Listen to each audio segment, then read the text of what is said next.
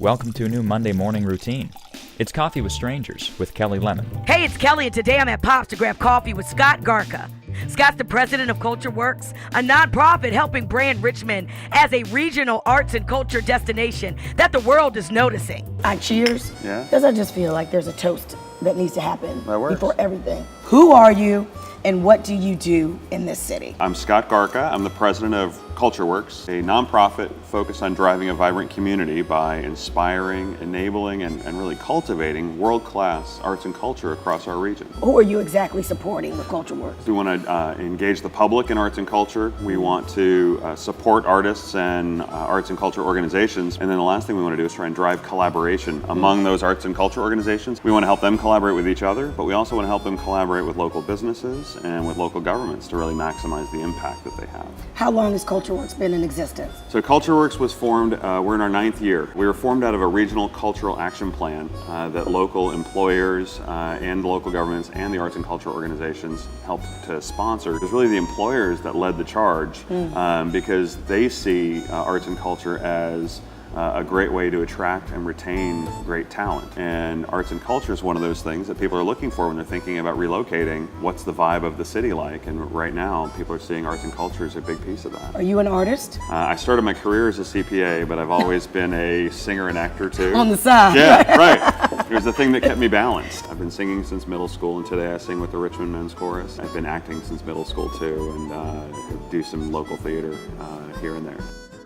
Where are you from? Born in Cleveland, raised in Northern Virginia, and moved to Richmond in 1992. So Richmond is definitely home for me. 92, coming to Richmond, totally different city back then. Oh yeah, it's become a much more diverse city, I think. And I remember people used to say, oh, well, you're not from here. But more and more, I see this being a city of people who are not from here. It's been good for our city. It's changed the way we look, changed the way we act, and the way we think. And I think all that's been good for the city's growth. I don't want Richmond to lose its character of Richmond, but I want it to be all it can be. What are some hidden gems that you feel we're not taking advantage of? They're hidden in plain sight, but to me, many of the arts and culture presenting organizations are hidden gems. One of my key goals with Culture Works is to get the local people engaged in all the things that arts and culture has to offer. And so we've got a new calendar that we just launched to try and help do that. And I'm really excited about having that on our website so that people can just go on a Friday and see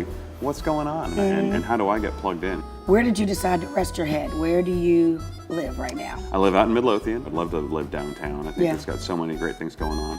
I'm choosing to stay out there because my kids are ingrained in the school system out there. My wife and I talk about retiring into the city when the kids are old enough to be in college. What's your Richmond Saturday look like to someone who's visiting? Going downtown to Browns Island and I really love the Teapot Bridge and being able to walk around down there. I love the outdoors aspects of downtown. And then I love going up to Church Hill to see the view of the city from up there. To drive people through the Fan and see all that the Fan has to offer. Find some food. Joe's Inn is on my Fan list of places to go in the Fan. Do you guys do festivals? The one thing that we put on each year is Artober VA. Artober is just a great way to get people engaged in the month of October and then all year long. So we can drive more of the impact that arts and culture drives for the community. If I put your iPod in and it just had stuff that you've had on for years or stuff that you love, what am I gonna hear? Oh boy. So if you just hit shuffle, you'll get a really wide variety of stuff. I like my share of pop music. I like my share of rock music. My son has gotten me listening to, he's 16 and he's listening to a lot of vinyl now. And he is loving Van Halen like it's the coolest new thing. And I'm like, dude, that's been around a long time, but he's loving it. Spring is coming, I think. What are you looking forward to, spring, summer? I love getting outside, being able to walk along the river, bike along the river. I love getting out on my bike. And I love getting out for all the outdoor music and the outdoor festivals and down in Browns Island and other places throughout the city. I love that people are getting more and more outdoors. You're seeing more and more outdoor patios for the restaurants and such. Are you a rooftop or a patio person? Which one do you prefer? I love a rooftop. Okay. But I love a good patio too. Okay. The Valentine actually has a really wonderful patio out back there with Garnett's. Speaking of the Valentine,